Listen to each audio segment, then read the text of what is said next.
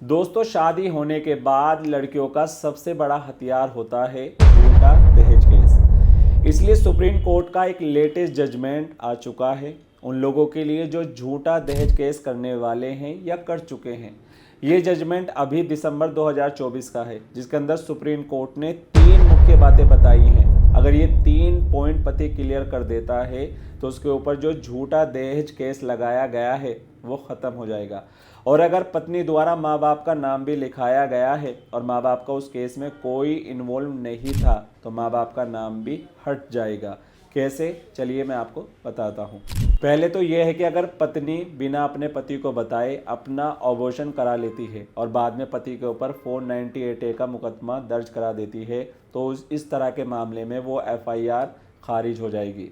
और दूसरा, इस केस में मुख्य बात यह है कि अगर पत्नी बिना बताए अपने पति का घर छोड़कर मायके या कहीं भी चली जाती है तो उस केस में भी पति के ऊपर 498A का मुकदमा दर्ज नहीं होगा, क्योंकि इस तरह के मामले में पति को ये नहीं पता होता कि पत्नी किस वजह से घर छोड़कर गई है। तो ऐसी सिचुएशन पर भी पति के ऊपर 498A का मुकदमा दर्ज नहीं किया जाएगा। और तीसरा ये कि अगर पति ने पत्नी के साथ किसी भी तरह की क्रूरता नहीं की थी और पत्नी ने ये कहा कि मेरे ऊपर दहेज के लिए मेरे ऊपर क्रूरता की जा रही है और पत्नी के पास इसे साबित करने के लिए कोई भी एविडेंस नहीं है और पति ये बात कोर्ट के अंदर साबित कर देता है कि उसने पत्नी के ऊपर किसी भी तरह की क्रूरल्टी नहीं की है, तो ऐसे मामले में भी पति के ऊपर 498A का मामला दर्ज नहीं किया जाएगा, क्योंकि इस केस के अंदर सुप्रीम कोर्ट ने क्रूरता के बारे में ही बताया है और ये बताया है कि असल में क्रूरता किसे कहते हैं। पत्नी ये जाकर कह देती है कि साहब, इन लोगों ने मुझे परेशान कर रखा है, मेरे साथ इन लोगों ने क्रूरल्टी की है, तो ये सब चीज़ अब आपकी नहीं चलेगी। सो गाइस, मेरा नाम है एडवोकेट आबिद और आज की इस वीडियो में हम एक सुप्रीम कोर्ट के लेटेस्ट जजमेंट के बारे में बात करेंगे और आपको बताएंगे कि इस जजमेंट के अंदर क्या क्या हुआ और क्रूरता किसे कहते हैं। ये भी सुप्रीम कोर्ट द्वारा बताया गया कि अगर इस तरह से किसी के साथ क्रूरता की जाती है तो माना जाएगा कि हाँ, उसके साथ क्रूरता हुई है। अगर इस तरह से क्रूरता नहीं की गई है तो नहीं माना जाएगा। और इस केस में पति के ऊपर जो झूठे मुकदमे दर्ज किए गए थे वो माननीय सुप्रीम कोर्ट द्वारा ख़त्म कर दिए गए। इसलिए वीडियो शुरू से लेकर अंत तक ज़रूर देखिएगा, वीडियो आपके लिए काफ़ी इम्पोर्टेंट है। तो चलिए वीडियो शुरू करते हैं।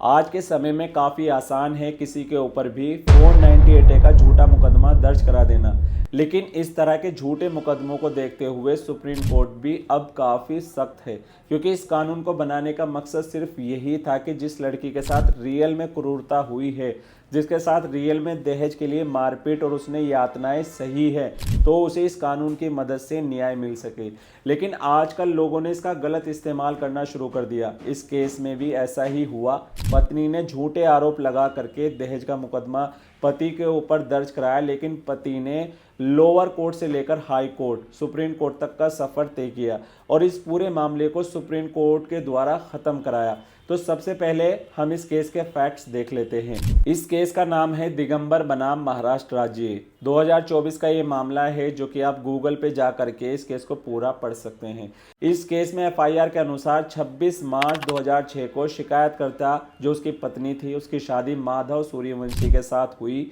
और उनके 2 बेटियां हुई। 2011 में दूसरी बेटी के जन्म के बाद शिकायतकर्ता के पति और ससुराल वालों ने बेटी की मांग शुरू कर दी। FIR के अंदर उनकी पत्नी ने यह भी कहा कि बेटी की मांग पूरी करने के लिए उन्हें शारीरिक और मानसिक रूप से प्रताड़ित और अपमानित किया गया। उसका अपमान किया कि वो सिर्फ बेटी को ही जन्म दे सकती है। पत्नी का ये आरोप था कि लड़के को जन्म न देने के कारण सास ससुर और उसके पति उसको मारते पीटते थे, जिसकी वजह से वो अपने पति और ससुराल वालों से अलग रहने लगी। पत्नी द्वारा ये भी कहा गया कि 28 नवंबर 2016 को उसके सास ससुर और उसके पति उससे मिलने के लिए लातूर आते हैं, जहां पर पत्नी ने यह आरोप लगाया कि उसके सास ससुर द्वारा तैयार खाना खाने के लिए उस पर जोर दिया गया, जिसे खाने के अगले दिन बाद उसे पेट में जोर का दर्द शुरू हुआ और खून बहने लगा, जिसके कारण उसके जन्मे बच्चे का गर्भपात हो गया। 5 दिसंबर 2016 में वो अपनी बहनों के साथ डॉक्टर के पास गई, जहां पर ये पता चला कि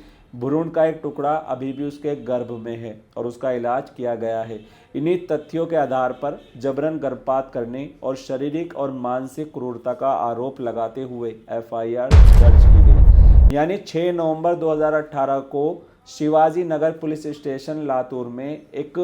प्रथम सूचना रिपोर्ट दर्ज की गई, जिसमें उसके ससुर दिगंबर सूर्यवंशी, काशीबाई सूर्यवंशी और उसके पति माधव सूर्यवंशी पर आईपीसी के सेक्शन 498A, सेक्शन 312, सेक्शन 313 और सेक्शन 34 के तहत अपराध करने का आरोप लगाया गया। ये लड़की द्वारा थाने में दिए गए बयान और उसकी कंप्लेन के आधार पर यह मामला दर्ज किया गया, जिसके बाद लड़की के सास ससुर और उसके पति ने सीआरपीसी के सेक्शन 482 के तहत हाई कोर्ट के समक्ष एक आवेदन दाखिल किया और इस दर्ज एफआईआर को खारिज करने की मांग की गई। 23 जनवरी 2020 को हाई कोर्ट ने इस एफआईआर को रद्द करने की अर्जी को खारिज कर दिया, जिसके बाद ये मामला सुप्रीम कोर्ट पहुंचता है, जिसके बाद सुप्रीम कोर्ट ने दोनों पक्षों को सुना। पत्नी की ओर से ये कहा गया कि सास ससुर और उसके पति के विरुद्ध आईपीसी के सेक्शन 498A, धारा 312 और धारा 313 के तहत लगाए गए आरोप आपराधिक कार्रवाई जारी रखने के लिए पर्याप्त थे, लेकिन अपीलकर्ता जो कि पत्नी के सास ससुर और उसके पति थे, जो ये चाहते थे कि उनके ऊपर दर्ज एफआईआर के लिए कोई ठोस सबूत नहीं है जो ये मामला आगे चल सके, इसलिए इस एफआईआर को खारिज कर देना चाहिए। अब सब कुछ सुनने और देखने के बाद सुप्रीम कोर्ट ने कहा कि सेक्शन 498A का मामला दर्ज करने के लिए ज़रूरी है कि पीड़ित के खिलाफ क्रूरता इस तरह से मानी जाएगी, या तो पीड़ित को उन्होंने आत्महत्या करने के लिए मजबूर किया हो, या खुद को गंभीर चोट पहुंचाने के लिए मजबूर किया हो, या ऐसा कोई काम किया हो जिससे पीड़ित को गंभीर चोट लगे और ऐसी क्रूरता उसके पति या उसके रिश्तेदारों द्वारा की जाए, और इसलिए की जाए या तो कोई कीमती चीज़ लेने के लिए हो या कोई ना पूरी होने वाली दहेज की मांग हो, तब जाकर 498A का मामला दर्ज किया जाए। लेकिन सुप्रीम कोर्ट ने सारे सबूत को देखने के बाद कहा कि इस मामले में ऐसा कोई आरोप नहीं पाया गया जिससे ये क्लियर हो कि लड़की के साथ रियल में क्रूरता की गई है, क्योंकि अगर कहीं दहेज का मामला दर्ज होता है तो उसके लिए सुप्रीम कोर्ट द्वारा बताई गई ये महत्वपूर्ण बिंदु का होना ज़रूरी है, और इस केस में तो ऐसा कुछ भी नहीं है कि लड़की के साथ मारपीट की गई हो, जिसकी कोई थाने में कोई कंप्लेन भी दी गई हो, या उससे कोई दहेज की मांग की गई हो, तो इस मामले में दहेज का मामला नहीं बनता है, इसलिए इस मामले को खारिज किया जाता है। आगे सुप्रीम कोर्ट ने एफआईआर में दर्ज गर्भपात की जो धारा 312 और धारा 313, जो कि पत्नी द्वारा थाने में ये कहा गया कि सास ससुर द्वारा बनाए गए खाने को जबरन खिलाने के बाद उसका गर्भपात हो गया।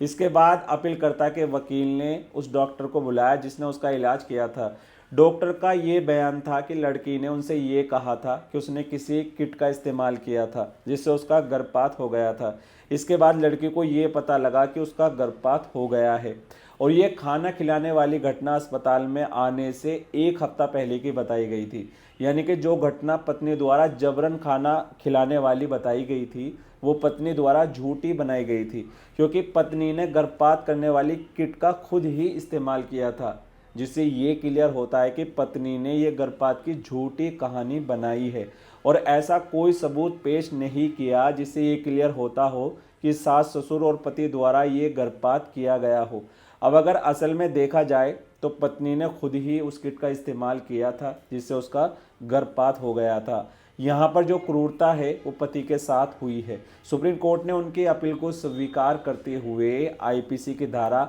498A, धारा 312 और धारा 313 के तहत अपीलकर्ताओं के खिलाफ दर्ज एफआईआर को रद्द करने के पक्ष में फैसला सुनाया और हाई कोर्ट द्वारा दिए गए फैसले को खारिज किया। साथ ही सास ससुर और पति पर जो झूठे दहेज और गर्भपात करने के आरोप लगे थे उन आरोपों से उन्हें बरी कर दिया गया। कोर्ट ने ये भी कहा कि शिकायतकर्ता द्वारा लगाए गए आरोप गलत हैं, और अगर कोई इस तरह के आरोप लगाता है तो इस तरह के बयान के आधार पर आपराधिक कार्रवाई शुरू नहीं की जानी चाहिए। उम्मीद करता हूँ आपको वीडियो पसंद आई होगी। अगर आपको वीडियो पसंद आई है तो वीडियो को लाइक और शेयर ज़रूर करें, और अगर अब भी आपके मन में कोई क्वेश्चन है तो आप कमेंट बॉक्स में कमेंट करके हमसे पूछ सकते हैं।